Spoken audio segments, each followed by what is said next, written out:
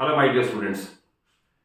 Last video में एक case study जो दिया था वो ओम्स लॉ पे बेस्ड था और यह जो केस स्टडी है ये सीरीज और पैरेलल की इन डेप्थ नॉलेज चेक करने के लिए है कि आपको कॉम्बिनेशन देख के यह पहचान होती है या नहीं और कहां पर कौन सा फार्मूला अप्लाई करना है सो दैट करंट वोल्टेज और पावर के आप न्यूमेरिकल्स करेक्ट अटेम्प्ट कर सके। तो देखिए आपको सर्किट डायग्राम गिवन है और सर्किट डायग्राम में जो ऊपर थ्योरी लिखी है मैंने उसे कट शॉर्ट कर दिया है।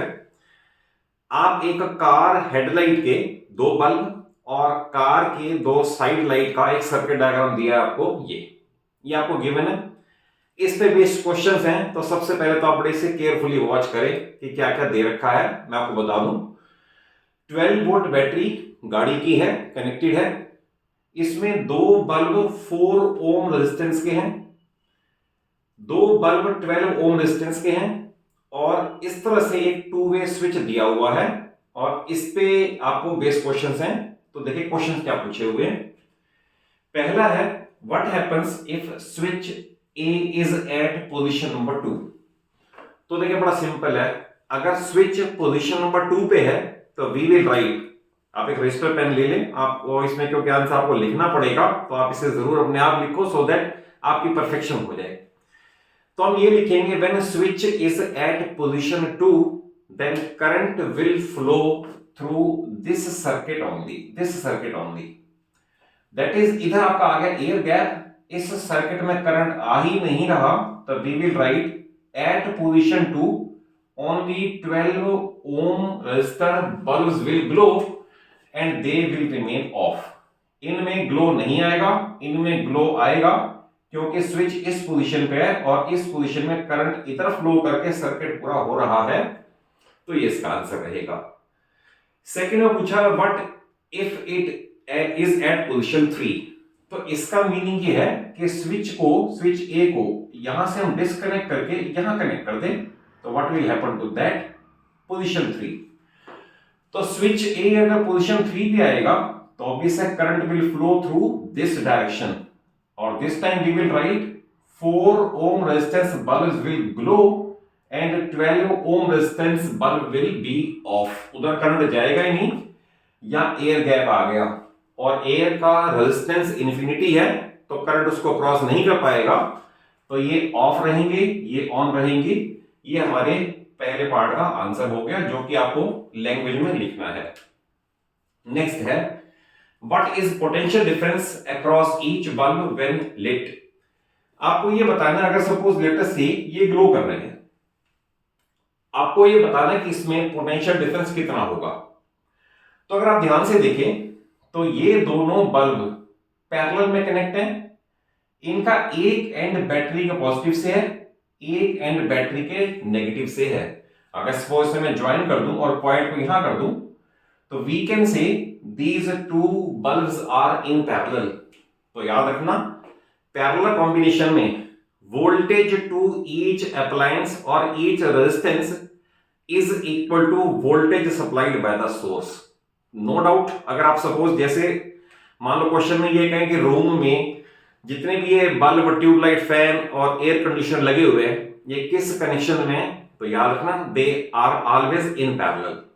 और आपको पता है बल्ब वो भी 220 वोल्ट पे काम कर रहा है और 2000 वॉट का एसी वो भी 220 वोल्ट पे काम कर रहा है।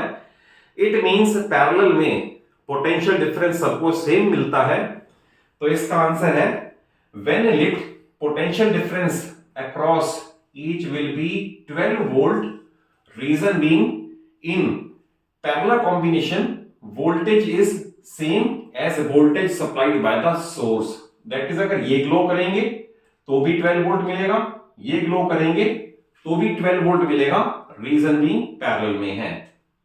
Next what is current through 12 ohm lamp and 4 ohm lamp when lit. तो आपको ये बताना है, अगर सपोज जो पहले वाला केस दे रखा था मान लो ये केस है, पहले इसको डिस्कस कर लेते हैं। क्वेश्चन है कि अगर ये ग्लो कर रहे हो तो इस केस में करंट कितना फ्लो करेगा। तो आप ये मान लो ये दो 12 वाले पैरेलल में है, इनका एक एंड बैटरी के पॉजिटिव से एक एंड नेगेटिव से है। तो मैं इसमें पहले पैरेलल का लॉ अप्लाई करके 1/r is equal to 1/12 plus 1/12 that is 2/12 that is 1/6. तो I will write that resultant resistance of this circuit part will be 6 ohms. तो पूरे इस पार्ट के सर्किट के लिए जब ये ग्लो कर रहा है तो रेजिस्टेंस है 6 ohms, वोल्टेज है 12 वोल्ट्स. तो पहले हम ये देखें इस पार्ट में से करंट कितना जाएगा. Ohm's law V upon I is equal to R. तो therefore V upon R 12/6 is equal to 2 ampere. That is इसमें 2 एम्पियर का करंट फ्लो करेगा. बट अभी पूछा क्या है, what is current through 12 ohm lamp. तो दोनों लैंप आइडेंटिकल है. तो we will write 1 ampere of current will flow through each 12 ohm resistance bulb. Total है 2 एम्पियर. इस केस में मैंने कहा टोटल इस सर्किट में 2 एम्पियर, बट दोनों आइडेंटिकल है तो दोनों बराबर बराबर करंट खींच के ले जाएंगे. It means 1 ampere each 12 ohm resistance को करंट मिलेगा. तो ये इसका आंसर हो गया. नेक्स्ट, अब क्वेश्चन आ गया अगर 4 ओम वाले लैंप लिट करें तो मैं फिर बता दूं कि इस केस में अगर आपने कनेक्शन ये कर दिया तो अब 4 ओम वाले ग्लो करेंगे. फिर मैं इसमें कैलकुलेट करूं resultant resistance 1/r is equal to 1/4 plus 1/4 2/4 1/2 that is r is equal to 2 ohms. अब ये दोनों पैरेलल में है. इनका बैटरी का पॉजिटिव से कनेक्शन है और ये नेगेटिव से कनेक्शन है. इस सर्किट के लिए 2 ओम रेजिस्टेंस है और इस सर्किट को वोल्टेज मिल रही है 12 वोल्ट्स. तो हम देखें इस सर्किट में करंट कितना फ्लो करेगा उसी फार्मूले से V अपॉन R से. तो that is 12/2 is equal to 6 ampere. अब मैं ये कह रहा हूं इस सर्किट में 6 एम्पियर का करंट आएगा.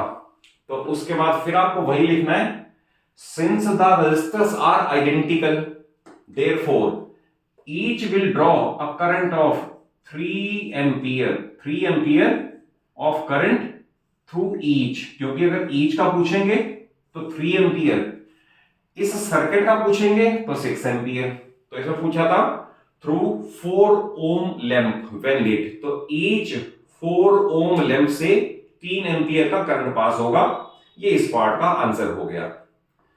नेक्स्ट है which type of bulb has more power, show it by calculation.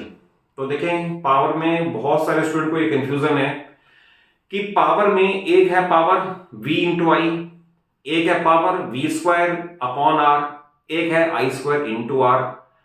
तो इसमें कौन सा फार्मूला अप्लाई करना है. तो आप सिर्फ ये याद रखें कि अगर वोल्टेज सेम है, पैरेलल का क्वेश्चन है, अगर वोल्टेज सेम है तो power is equal to V² upon R लगाओगे तो इट मींस पावर और रेजिस्टेंस में इनवर्स रिलेशन आएगा क्योंकि वोल्टेज कांस्टेंट है. और इनवर्स मींस जिसका रेजिस्टेंस ज्यादा उसकी पावर कम. तो इसमें फिर कहा है शो इट बाय कैलकुलेशन. मैंने आपको वैसे बता दिया कि जिसका भी रेजिस्टेंस ज्यादा होगा उसकी पावर कम होगी क्योंकि वोल्टेज कांस्टेंट है. तो मैं कैलकुलेट करूं, फार्मूला है P is equal to V² by R. तो V² मींस 12 इंटू 12 और R इस केस में सपोज आप लेंगे लेटर से 12 तो इससे कट करके ये आएगा 12 वॉट. तो इसकी पावर आ गई 12 वॉट 12 वाले की.